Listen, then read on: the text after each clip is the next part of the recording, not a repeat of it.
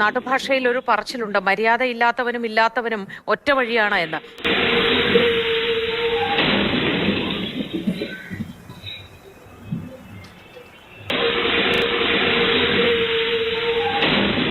ഈ നാട്ടുഭാഷയിൽ ഒരു പറച്ചിലുണ്ട്, മര്യാദയില്ലാത്തവനും ഇല്ലാത്തവനും ഒറ്റ വഴിയാണ് എന്ന്.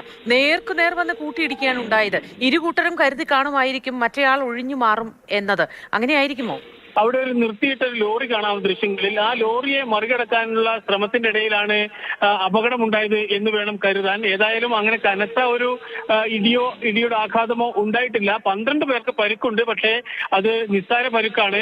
എന്തായാലും ആ ലോറിയെ ഓവർടേക്ക് ചെയ്ത് കയറുന്ന ബസ് ഉടമ എതിരെ വാഹനങ്ങൾ വരുന്നില്ല എന്ന് ഉറപ്പുവരുത്താനുള്ള ഉത്തരവാദിത്തം ഡ്രൈവർ എന്ന നിലയിൽ അദ്ദേഹത്തിനുണ്ട്. അതോടൊപ്പം തന്നെ മറുഭാഗത്തു നിന്നൊരു വാഹനം വരുന്നതായി ഈ ബസ്സും കാണുന്നുണ്ട്. എന്തായാലും നെല്ലിക്കപ്പാലം റൂട്ടിൽ സർവീസ് നടത്തുന്ന, അതായത് കണ്ണൂർ ആശുപത്രി നെല്ലിക്കപ്പാലം റൂട്ടിൽ സർവീസ് നടത്തുന്ന മാളൂട്ടി ബസ്സും വളപട്ടണത്ത് കാട്ടാമ്പള്ളി റൂട്ടിലുള്ള മറ്റൊരു ബസ്സുമാണ് ഈ ഇങ്ങനെ കൂട്ടിച്ചത്.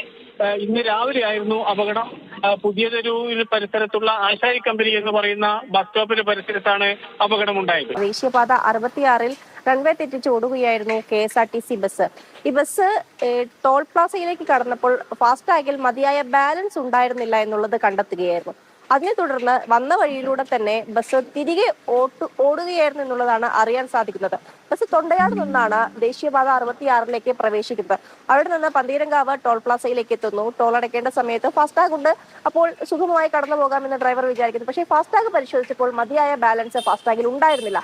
445 രൂപയാണ് KSRTC ബസ്സിന് ഒരു വശത്തേക്ക് യാത്ര ചെയ്യുന്നതിനാവശ്യമായ തുക. ആ മതിയായ ബാലൻസ് ഫാസ്ടാഗിൽ ഇല്ല എന്ന് ടോൾ അധികൃതർ ഡ്രൈവറെ ബോധിപ്പിച്ചു. അതുകൊണ്ട് തന്നെ അവിടെ സർവീസ് റോഡ് ഉണ്ടായിരുന്നില്ല തിരിച്ചു പോകാനായി. അതുകൊണ്ട് ഈ ബസ് വന്ന വഴിയെ തന്നെ തിരികെ പോവുകയായിരുന്നു. അതായത് ദേശീയപാത 66-ലൂടെ വന്ന വഴിയിലൂടെ തന്നെ തിരിച്ചു പോവുകയായിരുന്നു. മറ്റ് വാഹനങ്ങൾക്ക് അപകടമുണ്ടാകുന്ന രീതിയിലാണ് ഈ ബസ് സർവീസ് നടത്തിയത്.